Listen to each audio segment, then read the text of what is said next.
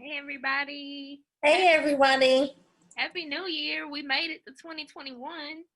we made it, and then the bottom fell out. Completely. So today, this year we have some extremely exciting topics for you guys, some exciting podcasts for you guys, and we're going to get to some nitty-gritty. And we're starting it this year with healing in this world of chaos because it's a hot mess out here. It's beyond a hot mess, and we have to learn how to keep our cool, keep our composure, and not let this stuff drive us into a crisis.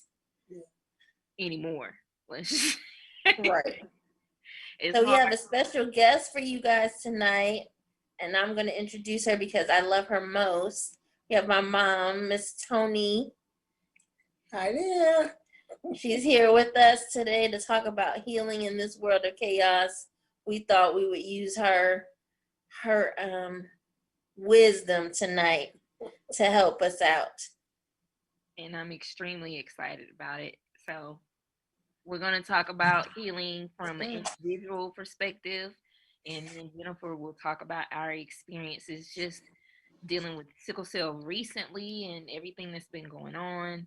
We're going to talk about healing as a community and healing as an entire country because, like we mentioned, it's a mess out here. So, you want to start off, Jennifer? And Yeah, I guess we could start off talking about healing in our individual selves and the things that we go through.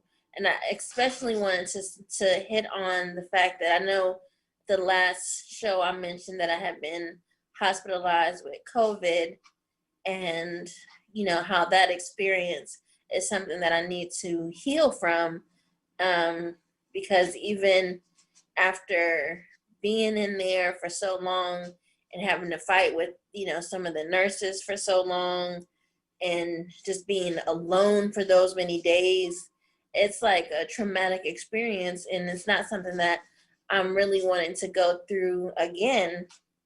And like even recently, I wasn't feeling well, and I called my doctor, and they were like, "Well, you need to come into the ER." And I realized I hadn't healed from the last hospitalization, and so I didn't go. And now I know, and that may not have been the best decision for me.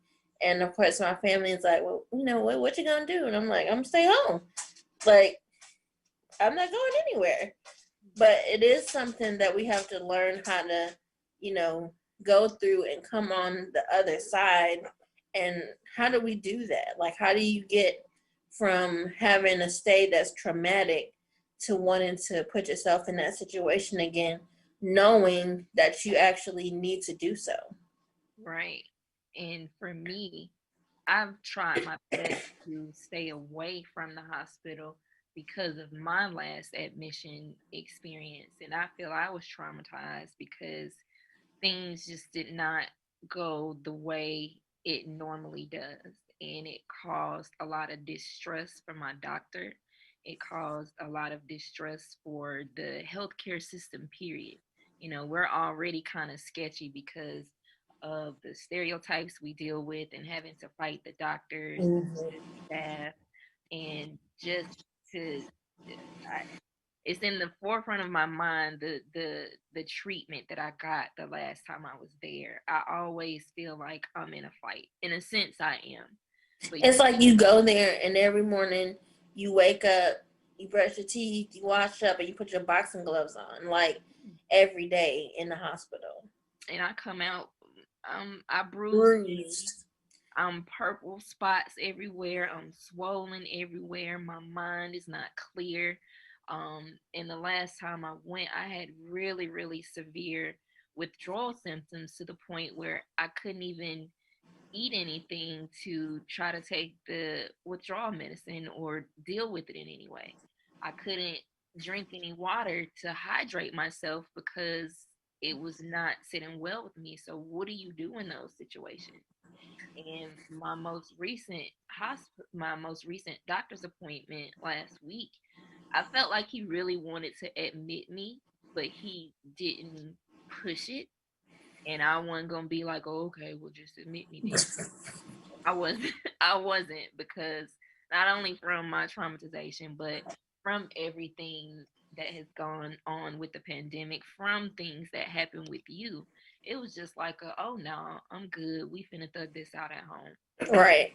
So I'm not, even though that was over a year ago, thank goodness, I've gone to the sickle cell acute care, but that's 8 hours and they know me. Thank goodness to the Quavius who was on here before. He looks out for me whenever I go because he know when I'm there, it's for real, for real. Right. So, And then you have to think, you and I are blessed in that we have support, family support to help with some of the trauma and even just getting through sickle cell on a day-to-day basis. Because even though it's such an individual disease, it also affects the family unit. And, I can let my mom speak to how it affects her, as my mom, knowing I'm going through something and I'm refusing to go to the hospital. right. Well, um, when Jennifer went into the hospital initially, she went in for a crisis, and then she ends up with corona, and that really messed with my head because now she's in a hospital and she's got corona, and I can't go there. Now they had opened up the hospital for visitors, so I went. And then 2 days after I had gone there, they said she had contacted that coronavirus. So now not only do I have to fight for her care for the sickle cell, I have to fight double for the coronavirus and what they're doing and why and how they're doing it. And so it's stressful. It's hard because you can't really be there physically. And the only thing I can do is call and talk to this nurse or the charge nurse or the nurse, and then they don't want to do the things that they have to do. So I have to be courageous too in my pursuit of taking care of her while she's in the hospital. She's fighting inside the hospital, and I'm fighting outside of the hospital. And so those two things coming together, they don't help that much. They really don't. You think that, when you call, they're apologizing and stuff, and I don't want to hear that. I just want you to take care, do what you're supposed to do. Give her medication on time. If you don't want to do it because you have a personal feeling, have somebody else do it. So the support that is needed is like double time. And I'm like, whatever time of the day or night, call me, because I'm going to talk to the charge nurse. I'll talk to the nurse supervisor. I'll talk to whoever I need to talk to so that they can give you what you need. And it's very interesting though, when you do call and talk to somebody, things happen. But why do we have to do that? Right. It shouldn't have to take all that, especially when, and I think a lot of times they, especially when they administer the medicine, they don't take us seriously. Oh, she has morphine, Dilaudid, whatever in the system. She's not there. She's I, loopy. She don't know what she's right. talking about. I Like, might I'm be completely aware of what you're doing right now. right. I might be drowsy, but I know what's going on. And the comments that I've received, it seems like I only get them when nobody else is around. Right. And it's like, I really wish I could record or somebody is here with me to listen to what these people are saying to me. For instance, one lady that looked like us who was attempting to put a midline in my arm. The last time I was admitted, they had to do 3 different midlines in like the first 3 days because it was just not working. And the first time she came in there and she mentioned me being a sickle cell patient, and she was like, "Oh, you're gonna make me work hard." I was like, "Well, what you come Oh, to work for? What right. you come to work for if you didn't come to work?" So again, now I was by myself when she said that, and she kept going, She was talking about Trump supporting and all this other stuff. I was like, lady, do what you Like, need. just be professional. The same way that you would be with somebody who may not look like you. You know, a lot of times I think that when we look like them, they kind of like, oh, sister girl you. Yeah. Don't sister girl me. Nurse me. You know what I mean? Like, right. Do your job. We're not here to be friends. We're not here to right. be everybody. I'm here to get some help because I can't manage at home. And it's like I don't want to continue to have I fight enough at home with the disease. I fight enough at home dealing with, like we mentioned earlier, the mental battle when, we try to ignore sickle cell and it pops up like, girl, we gonna turn up today. And I'm like, no, we not. You're not invited. You are not invited. I'm gonna handle this by yourself. And sickle cell is like, okay, I done told you once we gonna turn up. So it's even that mental battle. And with me, I don't even like to take the medicine. I know given the nature of this disease, I have to take the prescription medicine, but it doesn't make it any better. It's still a fight. So I don't want to go to the hospital and have to fight again. Right. I think that a lot of times they don't realize how much we don't want to take the medication. Right. Like, I guess because some people get, opioids and they're like, oh, you got those good drugs. You got the good drugs. Like, if you have to take these medications in your life, like it's something you have to do, that's not something you want to do. Like, I don't want to have to do that so that I can go shopping all day with my mother. Right. Like, oh, we going out all day. Let me go ahead and pre-medicate because I know it's raining outside and we going to be out all day getting out the car, getting in the car, going here and there and everywhere. And it also makes you not want to go when you need to go. Or right. When you just, you want to go, but then you think about all the things that you have to do to go. And it's like, it's too much to have to do. I mean, I think so that's what I said to you. You opt to stay in. You did say that to me. Right. Yeah. It's like I just fought for a month. I'm not ready to fight again. Yeah. You know how to and then in that same vein, then we wonder why we're losing so many people in our community. Why are we not going to the hospital? Did you think about that? Did you think about the way you guys treat us is traumatic for us, and when we really need to go, we're not going. Right. When they say we deal with PTSD, that is absolute truth because of those conversations. We don't want to deal. When Jennifer was feeling bad just recently after being in the hospital for the month, and she was, telling me what was going on, and I knew she needed to go to the hospital. I even said it. I said, you really need to go to the hospital, but I don't want you. I want you to go, but I don't want you to go because you got COVID in the hospital and you have been being so careful, and you go to the hospital and you get it. Well, thank God she was in the hospital. But if she wasn't in the hospital, she wouldn't have got it.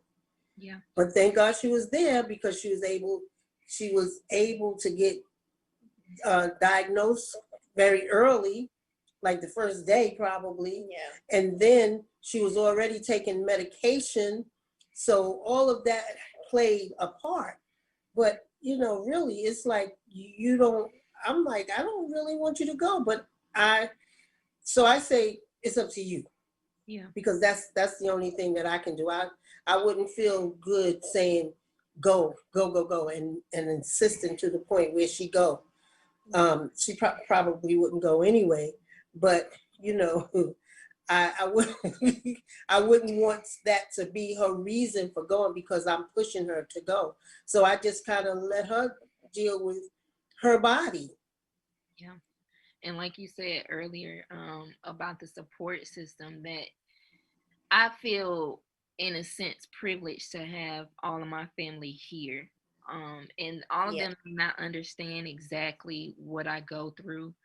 They know when I'm down, and they know when I'm down, my mom is stressed, and we have Devin, and it's a lot. So I'm grateful to be able to call on them. The Zoom calls, the weekly Zoom calls that we've been doing have been extremely helpful. My cousin, he leads us in prayer we cut up. We crazy like everybody else.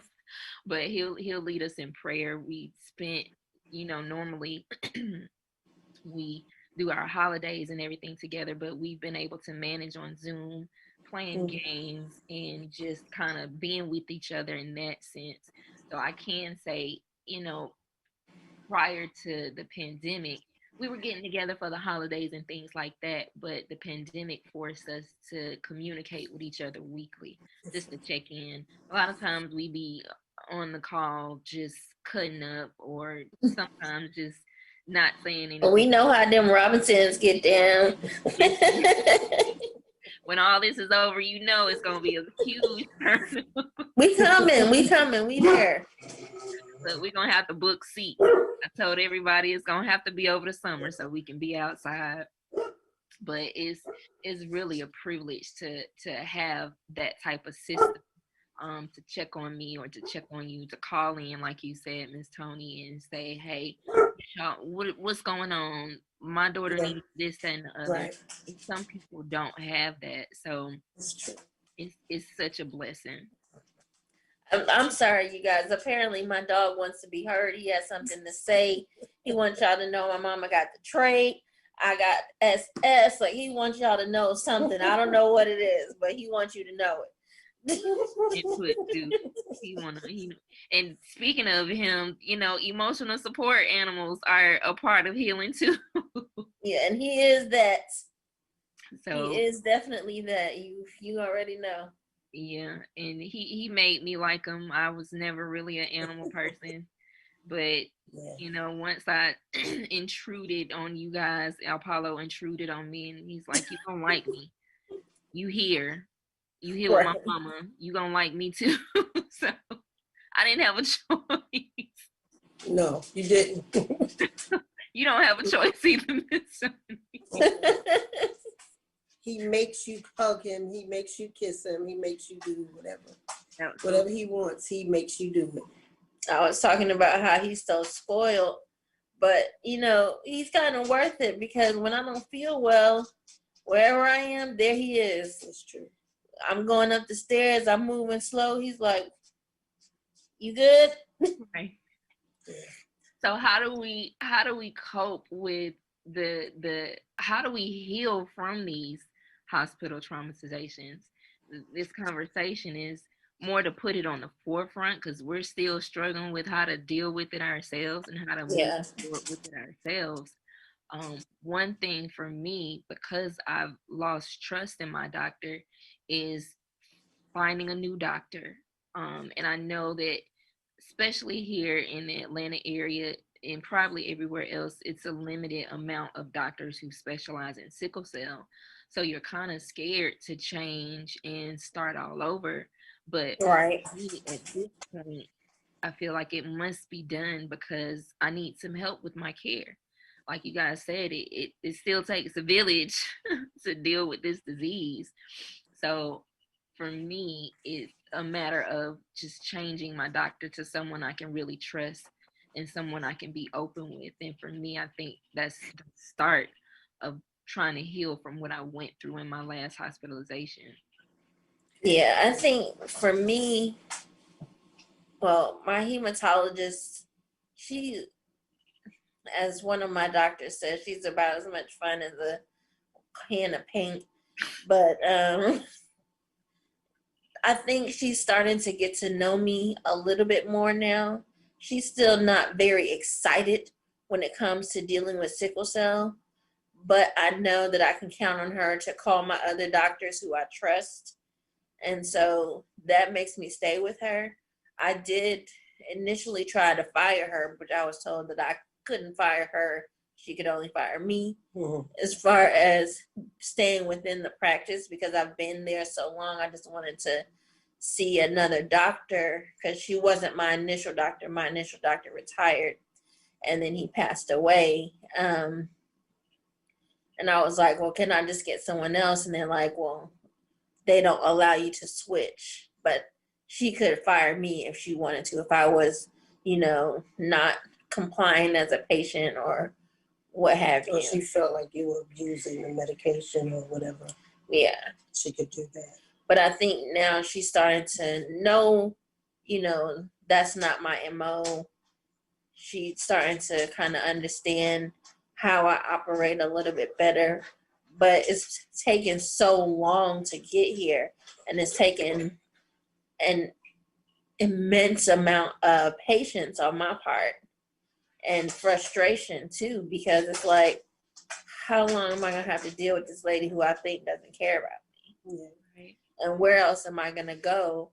Because all my other specialists are here at this, in this conglomerate of hospital. Yeah. So when you talk about going to another doctor, that's the thing. They have to get to know you.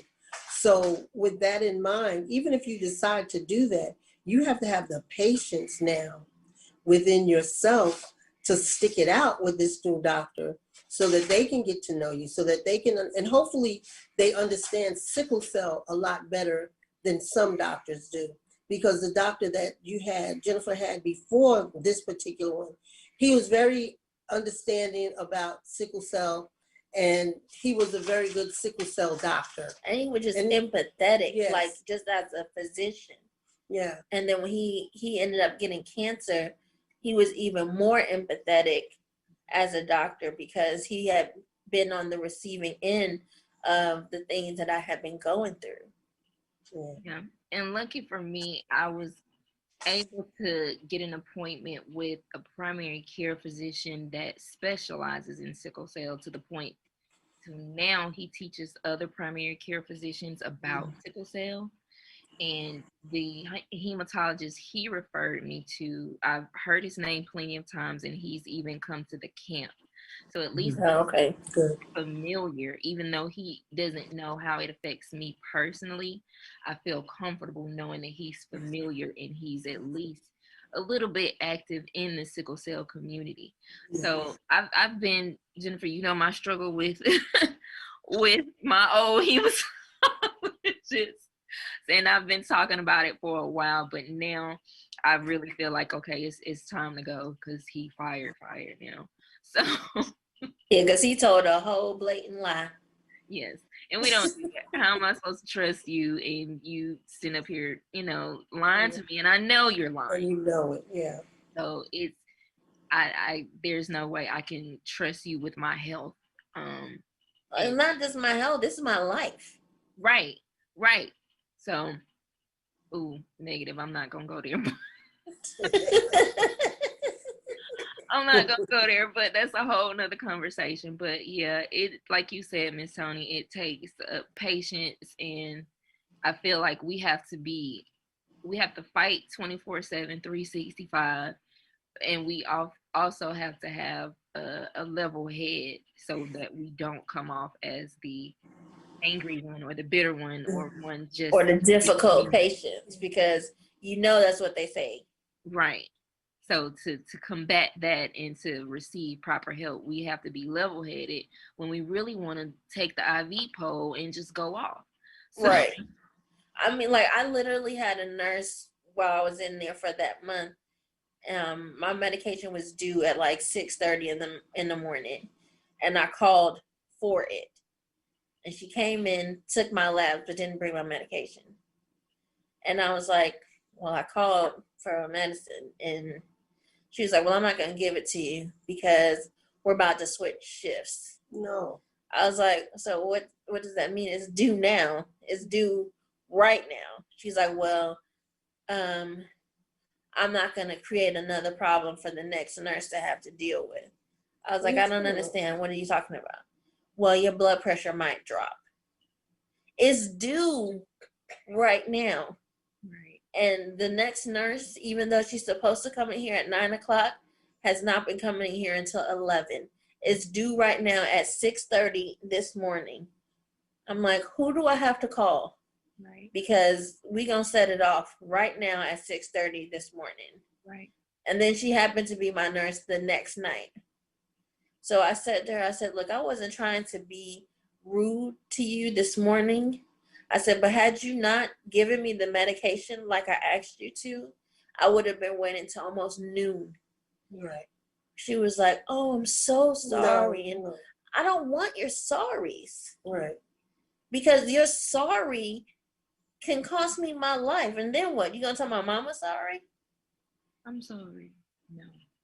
It's that just goes to speak to the amount of work that still needs to be done in communicating with the healthcare staff, period. Nurses, doctors, Yes. all of them. It just goes to show the communication that needs to be had, the conversations that need to be had, the compassion and Compassion. that needs to be had when it comes to us dealing with them. It's just a team effort. So that just leads into the conversation about the community as a whole, and just what's been going on, everything that's going on in the world and in the country adds to the mental stress that Yeah, the community, all yeah, that we're all because we feel invisible, yeah, yeah, and I think the community as a whole is experiencing a boom. You know, like I'm starting to hear commercials where they say sickle cell, or see more people on social media talking about it, or like just last week someone reached out to me from Nigeria, like just kind of offhandedly, but collectively we're experiencing a lot of the same things. yeah, absolutely, absolutely. So it's we have to learn how to figure out what healing methods or coping methods, um, in order to keep our mental stress down, in order, because with anybody, sickle cell or not, you're mentally stressed, your body is going to pay for it. Stress will take out the average person, so imagine what it does to a person with sickle cell. So you need those moments of rest and to tune out. I call it being in my own bubble. I know how you do when you're in your bubble. Don't nothing else matter. It's it's just you. You can't reach me. It's like, nope, I don't want to talk to anybody. And you need that. You need that in order to refuel yourself. So it's a mess, and we all need help trying to cope and trying to deal with what's going on. Yeah, I think as a community we need to kind of learn to give each other a little bit more grace. um there's a lot of sickle cell support groups and things like that, but I'm not really active in a lot of them because I notice that people don't really have grace and mercy for each other. Like, we're going through the same thing. Why do you have to jump down somebody else's throat for maybe something that they don't know, or an opinion that they may have um, about what it is that they're going through? Maybe at that moment in time, they're really reaching out for help, and instead of you being helpful, you're being judgmental. Right. And Well, we I think that you, excuse me, as a community, in all communities, we have to have compassion, empathy, and respect for each other. I know that you're dealing with something, just like I said about Jennifer. I knew she was in pain. I knew she had to go to the hospital, but I also knew that I had to allow her to do what she needed to do, that she felt she needed to do for herself. So in this community, that's how we have to support one another, by allowing each other to deal with our illness the way it suits us. I may not agree with the way that you do it, but I'm going to respect it and I'm going to support you. And I'm going to say, okay, you go ahead and do it that way. If you need anything from me, I'm here for you. And that's where the compassion for each other has to come in, because everybody is so stuck on how they feel, yeah. what their disease does with them. And we know that, but we have to be compassionate for each other in dealing with it. And I think if we looked at it that way and went in that direction, we would have a better response from each other. I'm not going to judge you because you don't want to take the medicine. I understand that. As a person that has sickle cell, I understand that. I'm not going to be mad at you because you don't want to take it. I'm not going to be mad at you if you are taking it. I'm not going to be mad at you if I think that you're taking too much of it and you're dependent upon it. I'm not going to be mad at you because that's what the disease does to you. So we have to respect and honor the choices that are made by the individual that's dealing with their sickle cell disease the way that they feel it's important for them to deal with it. Right. You don't have to agree with it. Just be there when they say, okay, I need a little help. I don't have to say, yeah, you need some help now. When I was trying to tell you the other day, you should do this, that, other, you didn't want to hear, but now all of a sudden you need help. Okay, what do you need? Yeah. Period. Yeah. And we're all on different levels as far as learning about this disease. It's an ongoing thing. I definitely didn't know a lot of the stuff I knew 10 years ago. It's or when I turned 21 going into adult care and being in advocacy, I've learned so much more, not just how it affects me, but how it affects other people. It affects us differently. So I can't say, Jennifer, why are you taking this? Because it don't do, Right. that's how it works for you. And you can't do the same things I do because it works differently for everybody. And we have to understand that even some of us in the sickle cell community are still not as knowledgeable as some of us. If they're reaching out for help and answers, and their parents may not know. A lot of our parents learned as we grew up. They're still learning like we're still learning. Yeah. So, like you said, take that judgment away, keep that respect, and be willing to help each other out. Going back to it still takes a village. So yeah. And some of these doctors are still learning. Yeah, they're still learning. They're gonna always be learning too. I think the disease itself manifests differently as we age. I like to say we age a little faster than the average person. You think? We definitely age faster. I may be 37. I might look 27 on the outside, but my body feels like it's 87. I know. I've had hip replacements that supersede. My mama ain't even had hip replacements, and she'll be 70. So I've gone through things health wise that I feel like my elders, hopefully they never have to see, even as they age and whatever. I hope they would never have to see some of the things I've had to see due to my health, but I'm geriatric on the inside. Well, let me share this with you guys. When Jennifer was just a baby, and I used to say, well, you're like an old lady. It was something about the way she moved, it was just something. I had no knowledge of, I knew about sickle cell, but I had no knowledge of what sickle cell would do or could do or how to be with sickle cell and all of that kind of stuff. I'm like, you're acting like an old lady. But so now when you speak of the geriatrics, yes, because it does. I was an old 2-year-old. It affects your body in such a way, and it tears down your organs, and it beats you up, and you look so young, but you because your cells die so fast. You look so young, but you're just an old woman inside. Exactly.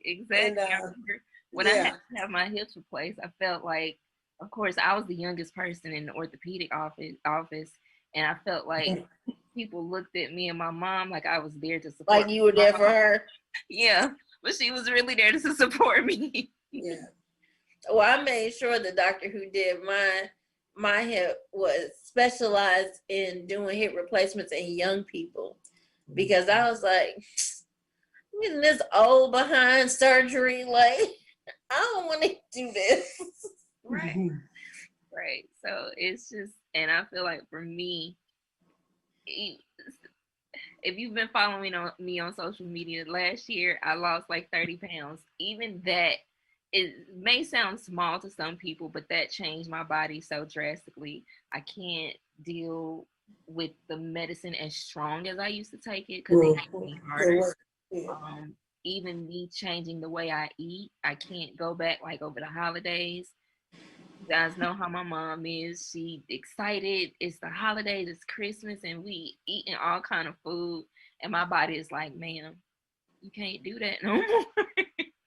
And it affected my entire being, not just my physical.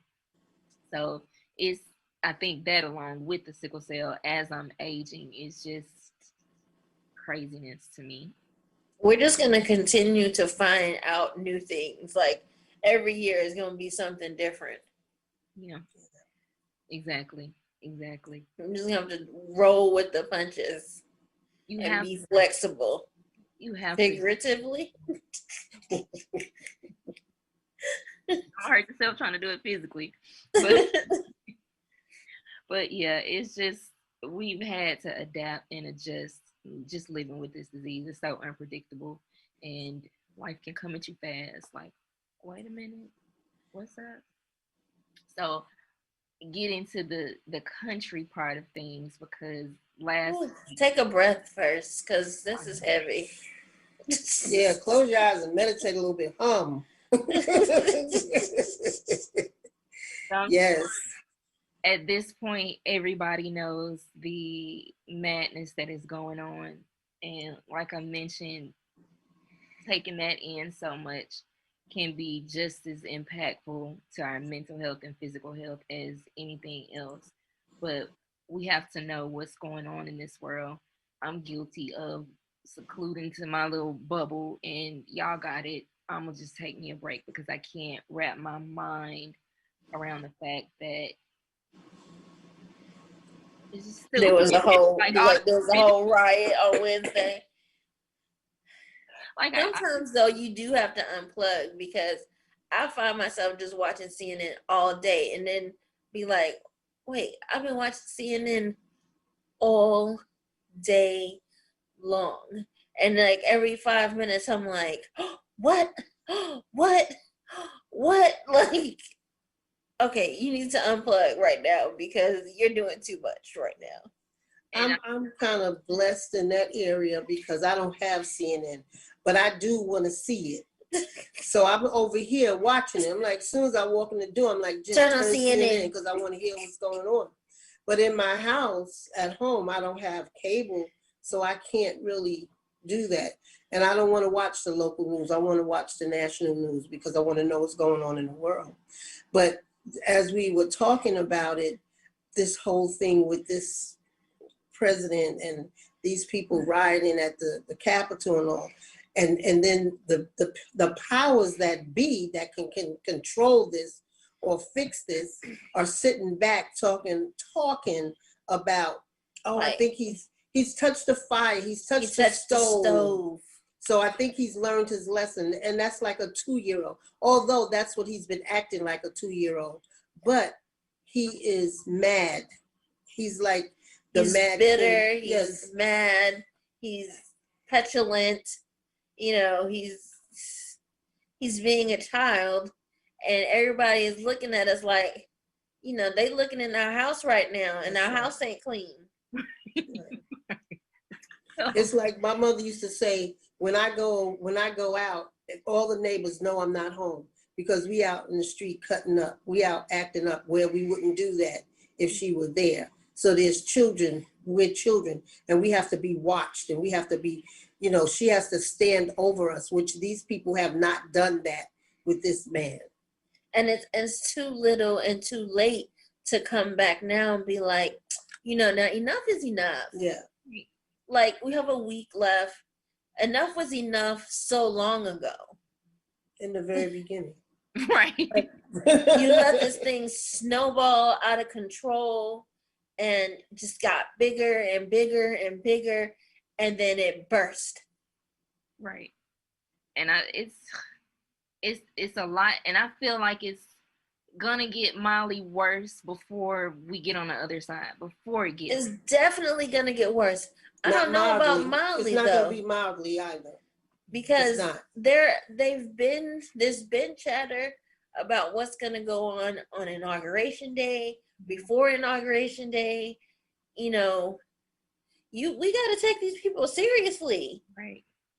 And I don't want to be anywhere but in my home. Right. Right. That's what Chanel was saying to me today. Chanel called and said, my sister, between the 16th and the 21st, where are you going to be talking to me? I'm like, I'm going to be home. Because she tells me I need you in the house because, you know, you don't have CNN and you don't know what's going on. I said, well, I do because I'm at Jen's and I hear it. But there's going to be some stuff that's going to happen all over the country. I mean, they're saying at every capital in all 50 states, they're going to be rioting. And it's going to happen. I believe you. It's going to happen. So we're going to be even more secluded. Yeah. Forget the quarantine. Forget the pandemic whole quarantine thing. We're still going to have to look out for our safety because of the madness and the batshit crazy people. Yeah. And we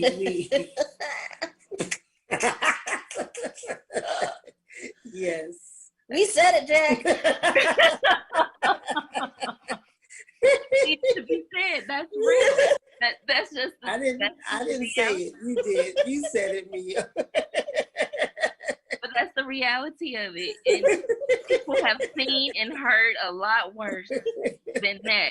So oh gosh, how do we cope?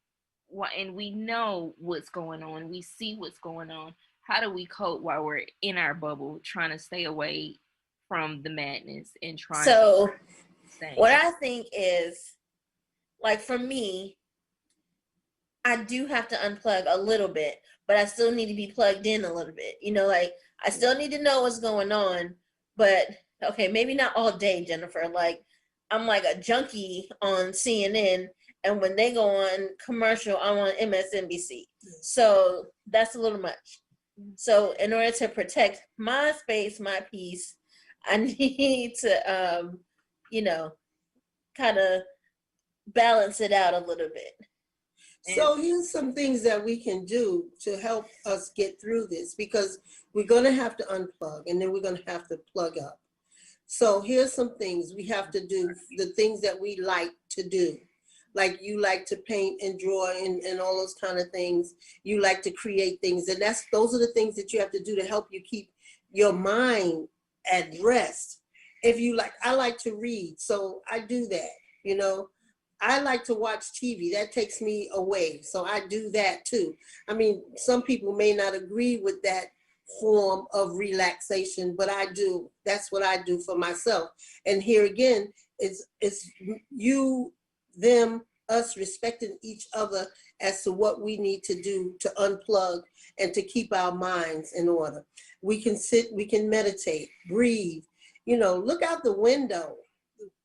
Anything that will help you get your mind off of this, because this time in the world, it has been very stressful and very dark and so we have to figure out a way to get through it. I notice myself when I go out and I'm looking at people with the mask on, and I have on my mask, and now I'm at the point where if I get out the car and I don't have it, I'm like, something ain't right, something's missing, and it's my mask, so I go back and get it. But I'm looking at this and I'm saying, wow, this is where we are. We are in this place where we have to wear masks. You go in the grocery store, people have to wear masks. I was working at the early voting, and this man, everybody's coming in there with a mask on, and this man comes in there with no mask. I said, sir, where's your mask? Oh, it's in the car. I'm boosting up my. What? So he walked out. Well, he didn't walk out the room. I grabbed the disinfect spray, the sanitizer spray, and started spraying the room. And I did it while he was in there because he's building up his immunity. So F everybody else. Who knows what you got? And foolish. You ain't gonna get away from this with your immunities unless you get it. Right. So he asking for it. So we just have to figure out what pleases us. Right. Go back to the simple things that we used to like to do that we may not do anymore. Those things that please us and make us happy and make us feel good and soothe our souls. Drink some tea, read a book, light a candle, color. Yeah. Any of those things that make you happy. Those are the things we have to do because this is really, really dark. Yeah. A dark time in the world. And so we definitely have to, just as the craziness has been ramped up, I feel like we have to ramp up on the healing efforts because it's a fight. Yes. So we have to do more of those things like reading or. It's like taking your vitamin C. Doing those things is fortifying your body. Yeah. To be able to deal with the craziness that has come and sat upon us in this world, in our safe spaces, in our sacred places. Yeah. Right. And like we were talking earlier about having those boundaries for yourself, knowing your limits on how much CNN or MSNBC to take in, and knowing when to be like, okay, Jennifer, let me shut it down. Or just even boundaries when you go to the store. Like now I find myself, you're not paying attention to the markers. You're not 6 feet away. I really want to make a sweatshirt that say back up, give me 50 feet or something. But back, give me 50 feet. Or something. So people, it's like they forget. Like, yeah. we're still in the pandemic. I know you see the markers on the floor. Yeah. This lady was so close to me in the store the other day that she rammed my heel. Come on now. I'm like standing, and I got my back leg stretched out as far as it can go, because now I'm trying to create a boundary for you, because clearly you're not respecting the 6 feet thing, and you're just talking. All I can think of is spit. And I've had COVID, and I'm, okay, you may not get it again. I don't trust what y'all telling me. No. And it's like I find myself creating the boundary in front of me, but then they pull up on me, and it's like, you might cough on my back, and I don't want you. If you cough on my back, I honestly don't know what I may do. So, I don't know what's going to come out of me. Spaz out, okay? Oh my gosh. Straight spaz, because these people are mad, and they don't have any respect for boundaries. They don't have any respect for the standards and the safety precautions and anything else. So it's our responsibility to remind them for ourselves, because when I was working the polls, and these people are funny, some of them, but this lady, she was standing too close to another lady. She said, the lady turned around and said, 6 feet. And but the thing is, when you remind people, I think they, except for the people that come in and say they're building up their immunity, but when you remind people, I think they'll respect that. But we have to open our mouths too and say, right, because people want to be so polite, or like my sister, she'll go all the way around somebody because they don't have a mask on, or they're standing too close. It's like, no, y'all need to move. Y'all need to give me space. This lady, and just because we're done with the pandemic doesn't mean the pandemic is done with us. Right. This lady in the emergency room, of course, the seats are separated, but I could still hear her on the phone, and she needed an ink pen. And I'm in my phone doing whatever, and she comes up to me and taps me on my shoulder. Look at my face. And I gave her that same face. Like, you could have just said, "Excuse me, ma'am, and what make you think I'm finna let you borrow my ink pen or anything I have?" That's a gift now. Right. I was like, I have a pocketbook full of pens. She was like, "Do you have an ink pen?" No, I don't have nothing for you. Especially not with you walking up touching me. Yeah. it's made me more anxious because I feel like cooties is everywhere. That's what I Right. thought. It's just everywhere. Everybody has it. I don't want to touch nobody. I don't want to go anywhere. I'm lysoling and disinfecting everything because the And cooties. you go more places than I go. Yeah. Because you went somewhere and I was like, for real though? Okay. Respect, girl. Respect. Because we still to an extent we gotta know where to go, and I don't know. I don't know how I No, did. man, you went to Jeju. You went to Jeju. As of last week, I'm still COVID negative, so thank you, God. She went to Jeju. I did because sometimes I need a break. Well, I kept my boundaries. No, you stay over there. I was like, go ahead, girl. Go ahead. See you when you get back. No. Because you taking your clothes off too. Look, my sister said unnecessary risk. You stay in the shower. You stay washing up with soap and everything. They got plenty of soap and water for you. Oh my God. But there again, we I didn't judge you though. We respect you. That was healing for me. Well, very good. We respect you for that because you did what you had to do to take care of yourself. No judgment over here. Listen, I was like, Mom, she going to Jeju.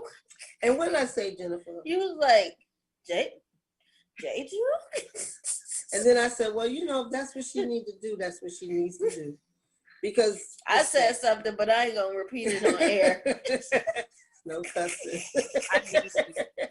I needed it. Like I said, I've still been COVID negative, so thank you.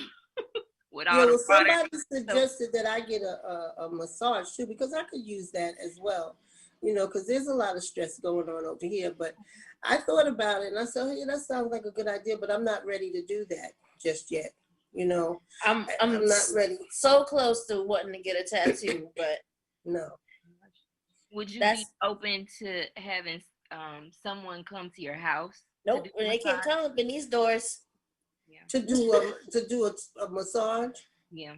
Oh, let's talk about that. Oh no. No, I don't know if I'm ready for that either. I'm just not. But this is what's crazy about me saying all of that, because I was at early voting for 2 weeks, and I worked at the election on election day. So it's like, you did that, but you can't do this for yourself. So that's something for me to think about, as far as my own mental health. Yeah. But that going to the polls for those 2 weeks and working on election day, that fueled my soul. That made me feel so good. And I had so much fun. So that's something, I had a great time. Every day she got like a new story. She was like, I got to get up. I got to go to work tomorrow at 4 in the morning. 4 in the morning too. But that gave me, some strength. That gave me some peace of mind. That gave me something that I needed to get like through. The social interaction that we've been lacking, though. Yes. You got to have that. Yes, and that's what it was, because I had a ball, and then I'm gonna get paid. Well, but don't bonk. Last year I said everybody needed a blunt. I think this year everybody needs a Xanax because let's I think Dr. Hod would say we all need blunts. Absolutely. He passed it out to everybody. You be passing it out like Trump was passing out the paper towels in Puerto Rico. He wasn't passing them out. He was throwing them at people. Don't throw mine. Yeah. But yeah, I think this is a needed conversation that we had today, and I hope that people really take a lot of what we said and implement it into their own lives, and just figure out something for themselves as we move forward. Yeah, definitely. Whatever brings you peace and happiness, do that. Right. Yes. And we've had a lot of laughs today, but we do need to thank our sponsors. Right. So we want to thank Apex Museum and Mr. Dan Moore. Of course, it is still closed right now. However, once we up and popping, it's gonna be on and popping. We appreciate Mr. Moore so much. More than words can ever say. Right. We want to thank Mrs. Tanya Robinson with Kids Stop Daycare and Learning Center. Even in the pandemic, she's still helping the kids with virtual learning and taking care of the babies. We did an exciting Christmas Zoom thing, which was so sweet. Um, and we want to thank the Black Professional Network. We so ready to rock with them again. Hopefully 2021 will bring us some better times with them. I'm ready but not ready to get on somebody plane and go somewhere. Truth. Not yet. And some upcoming things that's going on in the sickle cell community. We are both hyped up about this Escape retreat that we've been there since they first started. Yes, it's virtual this year. It's a little unfortunate, but I'm glad to be able to have the opportunity to see that particular tribe again and just kind of be in that moment. So I know that is with the Mark Thomas Foundation in Houston, is it? Yeah, Houston. Okay. Mark Thomas Sickle Cell Foundation in Houston. That's February 5th through 7th. If that sounds interesting to you, please follow us on our social media, Sickle Cell Awareness 365 or SCA 365, to continue to get information about that and register. And if you are between the ages of 13 and 18, as well as a parent of someone with sickle cell, the next Ready Set Transition meeting is January 23rd. And we're going to be talking about goals and setting health goals and all types of goals, education goals, and everything. So, again, stay tuned to our social media to see. We're going to be having a drawing coming up for Black History Month. We think someone could win a wellness gift pack. So keep tuning in on how you can win. It'll be at the end of February. Yes. So we'll definitely have more details on our next podcast as well as our social media. So go like, follow, share, all that good stuff. It's been real, guys. And thank you, Miss Tony. Thank you so much, guys. Tony. That's my bonus song, y'all. Yeah. Thank you for inviting me. I had a great time. Awesome. So, all right, we outie. We outie.